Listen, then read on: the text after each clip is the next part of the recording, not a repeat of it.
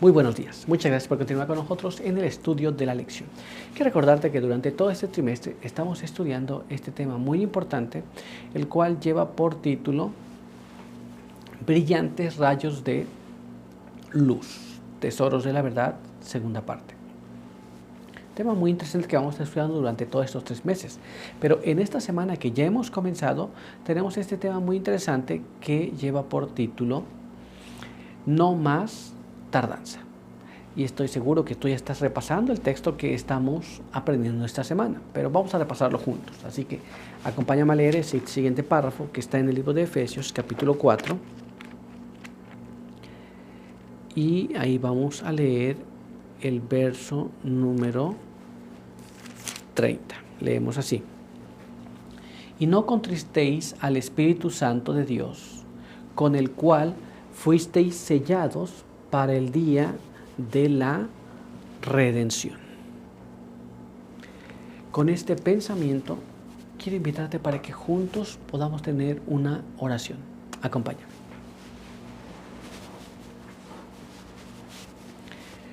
Padre eterno que está en los cielos, santo y bendito sea su nombre. En esta mañana estamos delante de su presencia muy agradecidos por permitirnos la vida y la salud. Queremos agradecer por sus bendiciones y queremos pedir que nos pueda ayudar en el estudio de su palabra con su buen espíritu, influyendo en nuestras mentes, trabajando en ellas, grabando la palabra de verdad que hemos de aprender. Pedimos la asistencia de sus buenos ángeles y sobre todo que podamos conocer su voluntad. Quede con nosotros ahora en el nombre de Jesús. Amén. Muy bien, pues vamos a continuar con nuestro estudio para el día de hoy. Y el día de hoy tenemos un apartado que lleva por título Detrás de las escenas de arrepentimiento. ¿Qué es lo que pasa allá atrás? Vamos a tratar de entender. Nuestra primera pregunta nos dice de esta manera. ¿Por qué debemos orar? Esto es, ya sabemos que hemos de orar, pero ¿por qué debemos de orar? ¿Cuál es la razón por la cual oramos? Tratemos de entender este asunto y hagamos esto a través de la palabra de Dios. Leamos lo que está escrito aquí en el libro de Hechos, capítulo 3, y ahí vamos a leer el verso número 19. Así que arrepentíos y convertíos, para que sean borrados vuestros pecados, para que vengan de la presencia del Señor tiempos de refrigerio. La Biblia dice que debemos arrepentirnos y convertirnos. Muy bien. ¿Para qué? Para que nuestros pecados sean borrados. ¿Qué tiene que ver esto con el asunto de orar? Vamos a tratar de entender, porque este texto apenas nos dice que debemos de arrepentirnos y convertirnos para que nuestros pecados sean borrados. Pero, ¿qué más? Vamos a ver lo que dice aquí este siguiente párrafo, que está escrito allá en el libro de Salmos, capítulo 51, el verso número 1. Ten piedad de mí, oh Dios, conforme a tu misericordia, conforme a la multitud de tus piedades, borra mis rebeliones. La Biblia nos dice que nosotros hemos de pedirle a Dios que perdone nuestro mal. Muy bien. ¿Por qué debemos orar? Para pedirle a Dios que nos perdone. ¿Nos damos cuenta? Debemos orar porque nos estamos arrepintiendo y entonces vamos a pedirle a Dios que nos borre nuestro mal. ¿Estamos entendiendo? No es apenas que voy a orar para pedirle a Dios que perdone mi pecado. ¿Te das cuenta? Pero vamos más allá y vamos a ver ahora lo que nos dice nuestra siguiente pregunta. Dado que hemos recibido perdón del pecado, nos hemos arrepentido, pero ¿cómo llegamos al punto del arrepentimiento? Esto es, ya pasamos por ese proceso, pero ¿cómo llegamos hasta ahí? Esto es, ¿qué tuvo que pasar para llegar hasta ese lugar donde nos arrepentimos? Vamos a tratar de entender esto y vamos a ver lo que está escrito en la palabra de Dios. Acompáñame a leer este siguiente párrafo que está en el libro de los Hechos, en el capítulo 5, y los versos 30 y verso 31. Dice de esta manera: El Dios de nuestros padres levantó a Jesús, a quien vosotros matasteis, colgándole en un madero. A este Dios ha exaltado con su diestra por príncipe y salvador, para dar a Israel arrepentimiento y perdón de pecados. La Biblia dice que el arrepentimiento viene por medio de Jesús. Muy bien. Él nos da el arrepentimiento. Pero ¿cómo hace esto? A través de la cruz, dice aquí. Pero vamos a tratar de entender un poco más. Así que vamos a leer este siguiente párrafo que se encuentra en el libro de Juan, capítulo 16, versos 7 y verso 8. Pero yo os digo la verdad, os conviene que yo me vaya, porque si no me fuera, el Consolador no vendría a vosotros, mas si me fuere, os lo enviaré. Y cuando Él venga, convencerá al mundo de pecado, de justicia y de juicio. La Biblia dice entonces que Jesús iba a enviar un Consolador. A través de la muerte de Cristo nosotros somos atraídos a Él y somos movidos al arrepentimiento, pero es a través del Espíritu Santo también. Jesús se tuvo que ir y ahora Él envía al Espíritu Santo y el Espíritu Santo trabaja en nuestras vidas. Vamos a ver cómo es esto. Para ello, acompáñame a leer este siguiente párrafo que se encuentra allá en el Deseo de todas las Gentes, en la página 147, que nos dice así: como Nicodemo, debemos estar dispuestos a entrar en la vida de la misma manera que el primero de los pecadores. Fuera de Cristo no hay otro nombre debajo del cielo dado a los hombres en que podamos ser salvos. Por la fe recibimos la gracia de Dios, pero la fe no es nuestro Salvador. No nos gana nada. Es la mano por la cual nos asimos de Cristo y nos apropiamos de sus méritos, el remedio por el pecado.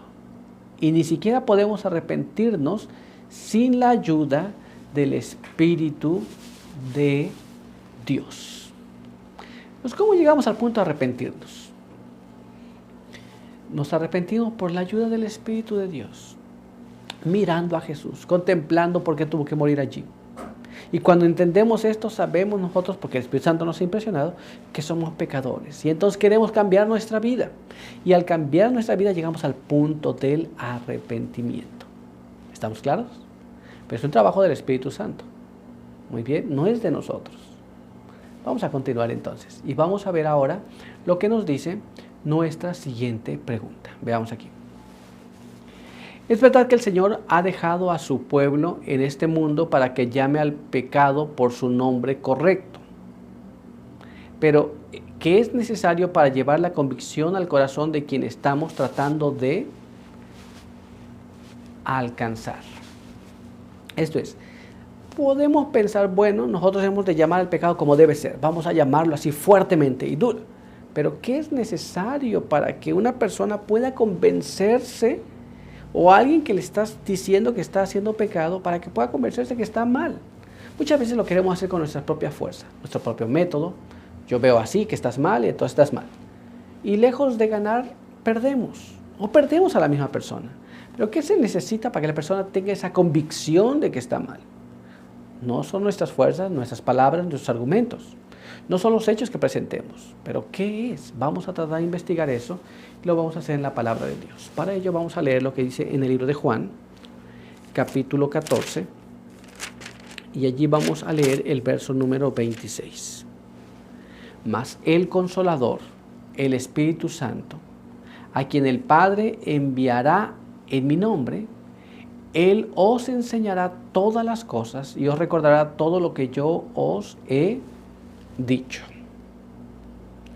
La Biblia dice que nosotros no necesitamos ir a argumentar con nadie. Nos dice que el Espíritu Santo nos va a enseñar todas las cosas y nos va a recordar todas las cosas. No es que yo tenga que convencer a alguien, ni usted tenga que convencer a alguien, pero el Espíritu Santo va a hacer el trabajo en nosotros. Pero ¿qué más nos dice la Biblia? Vamos a ver ahora lo que está escrito en este siguiente párrafo, que se encuentra en el libro de Lucas, capítulo 24, en el verso número 49. He aquí, yo enviaré la promesa de mi Padre sobre vosotros, pero quedaos vosotros en la ciudad de Jerusalén, hasta que seáis investidos del poder desde lo alto. ¿Qué es necesario para que podamos amonestar a una persona? Bueno, el poder del Espíritu Santo. Muchas veces queremos amonestar con el poder de nosotros y no funciona. La Biblia claramente nos dice que Él iba a enviar el Espíritu Santo. Y se tenía que quedar allí hasta poder hacer lo que Dios les había dicho. Pero vamos a ver cómo ocurrió eso. Acompáñame a leer lo que está escrito aquí en el libro de Hechos, capítulo 1. Y allí vamos a leer el verso número 8. Pero recibiréis poder cuando hayan venido sobre vosotros el Espíritu Santo. Y me seréis testigos en Jerusalén, en toda Judea, en Samaria y hasta lo último de la tierra. Aunque hemos de llamar el pecado por su nombre, el poder de convencer no está en nosotros. Nosotros podemos tratar, pero no es nuestro trabajo, es el trabajo del Espíritu Santo. ¿Qué es lo que nosotros debemos hacer? Permitir que el Espíritu Santo trabaje en nosotros. Pero no hemos de tratar de tomar la posición que no nos toca. Hemos de tratar de hacer la voluntad de nuestro Padre Celestial. Vamos a dejar que la pluma inspirada nos explique este asunto. Y para ello vamos a leer lo que está escrito en este siguiente párrafo, que se encuentra allá en el Sermón de las Gentes, en la página 147, y nos dice así. La luz que resplandece de la cruz revela el amor de Dios. Su amor nos atrae hacia Él. Nos atrae. Si no resistimos esta atracción, seremos conducidos al pie de la cruz, arrepentidos por los pecados que crucificaron al Salvador. Entonces, el Espíritu de Dios produce por medio de la fe una nueva vida en el alma. Los pensamientos y los deseos se sujetan en obediencia a la voluntad de Cristo. ¿Nos damos cuenta? Esto es, cuando nosotros contemplamos a Jesús en la cruz y vemos lo que el pecado de nosotros ha cometido, somos atraídos en arrepentimiento a Jesús. Muy bien, pero ¿qué más? Vamos a ver ahora lo que está escrito en este siguiente párrafo. Mira cómo dice. Desear todas las gentes, página 147. El corazón y la mente son creados de nuevo a la imagen de aquel que obra en nosotros para someter todas las cosas así. Entonces, la ley de Dios queda escrita en la mente y el corazón. Y podemos decir con Cristo, el hacer tu voluntad, Dios mío, me ha agradado. Lo recordemos, no es nada en nosotros, pero es todo en Cristo. El Espíritu Santo trabajando en nuestras vidas, lo que produce que haya un cambio en nosotros. ¿Nos damos cuenta? Si yo trato de cambiar a alguien, lo más probable es que termine arruinando las cosas. Pero si el Espíritu de Dios cambia a alguien, lo hará a la imagen de Jesús. ¿Nos damos cuenta? Pero vamos a continuar y vamos a ver ahora lo que nos dice nuestra siguiente pregunta. Veamos aquí. Siendo que la obra del Espíritu Santo es tan importante, ¿qué advertencia nos es dada con respecto a que lo recibamos? Muy bien. El Espíritu Santo es el que va a moldear nuestro carácter. El Espíritu Santo es el que nos va a convencer del pecado. El Espíritu Santo es el que nos va a traer arrepentimiento en nuestras vidas y nos va a traer hacia Jesús. Entonces, ¿cuál es la recomendación que la Biblia nos hace en si debemos recibirlo o no? Vamos a tratar de entender esto a través del siguiente párrafo. Este se encuentra allá en el libro de Mateo, en el capítulo 12, y allí vamos a leer el verso 31 y el verso 32. Por tanto os digo, todo pecado y blasfemia será perdonado a los hombres, mas la blasfemia contra el Espíritu no le será perdonada. A cualquiera que dijera alguna palabra contra el Hijo del Hombre le será perdonado, pero al que hable contra el Espíritu Santo no le será perdonado, ni en este siglo, ni en el venidero. La Biblia nos dice entonces que nosotros hemos de recibir al Espíritu Santo, porque si hablamos en contra del Espíritu Santo, si no hacemos caso al Espíritu Santo, ese pecado no es perdonado ni en esta vida ni en la que viene. Nos damos cuenta, es muy importante que cuando el Espíritu Santo nos habla, nosotros hemos de atender. De lo contrario, estamos haciendo cosas que no debemos, como es la blasfemia contra el Espíritu Santo. Pero la Biblia todavía tiene más información, así que vamos a ver ahora lo que nos dice este siguiente párrafo. Este se encuentra en el libro de Efesios, capítulo 4, Y allí vamos a leer el verso número 30. Y no contristéis al Espíritu Santo de Dios, con el cual fuisteis sellados para el día de la redención. La Biblia dice que nosotros hemos de aceptar el Espíritu Santo y no debemos de contristarlo. Muy bien, hemos de aceptar lo que el Espíritu Santo haga en nuestras vidas. Así que la Biblia nos recomienda que aceptemos la obra del Espíritu Santo y el Espíritu Santo mismo en nosotros. Pero ¿cómo nos narra esto la pluma inspirada? Vamos a ver lo que está escrito aquí en este siguiente material, que es el Deseado de las Gentes, en la página 267. Nos dice así: a menudo nos apenamos porque nuestras malas acciones nos producen consecuencias desagradables. Pero esto no es arrepentimiento. El verdadero pesar por el pecado es resultado de la obra del Espíritu Santo. El Espíritu revela la ingratitud del corazón que ha despreciado y agraviado al Salvador y nos trae contritos al pie de la cruz. Muy bien.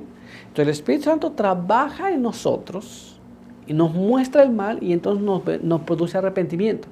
¿Nos damos cuenta? Cuando nosotros nos apenamos, nos decimos, lo que pasa es que hice mal, por las consecuencias que tengo que pasar, eso no es arrepentimiento. Ahí no obró ningún Espíritu Santo. Ahí estamos nosotros queriendo evitar el mal de nuestras malas decisiones. Pero veamos lo que nos dice ahora este siguiente párrafo. Acompáñame. Mismo material, Deseado de todas las Gentes, página 267, nos explica: cada pecado vuelve a herir a Jesús. Y al mirar a aquel a quien hemos traspasado, lloramos por los pecados que le produjeron angustia. Una tristeza tal nos inducirá a renunciar al pecado. Nos damos cuenta de eso. Cada vez que nosotros recordamos o cada vez que nosotros entendemos la pecaminosidad de nuestros actos y sabemos que esos pecados pusieron a Jesús en la cruz, y sabemos que esos pecados lastiman a Jesús una y otra vez, entonces nosotros pararemos de hacer eso. Ya no cometeremos más pecado porque no queremos seguir hiriendo a Jesús. ¿Te das cuenta? Entonces es muy importante esto. Pero por hoy nuestro estudio ha concluido. Así que quiero invitarte para que tengamos una oración. Acompáñame.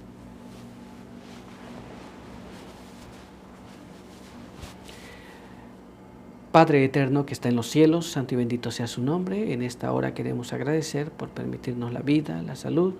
Queremos pedir que su bendición nos pueda acompañar. Pedimos que nos guarde, quede con nosotros, pueda ayudarnos a entender estas cosas y a llevarlas a la práctica también. Denos su buen espíritu para el día de hoy y bendiga a aquellos que nos ven y nos escuchan también. En el nombre de Jesús. Amén. Muy bien, pues muchas gracias por estar con nosotros. Recuerda que te esperamos aquí el día de mañana. Por hoy, que Dios te bendiga.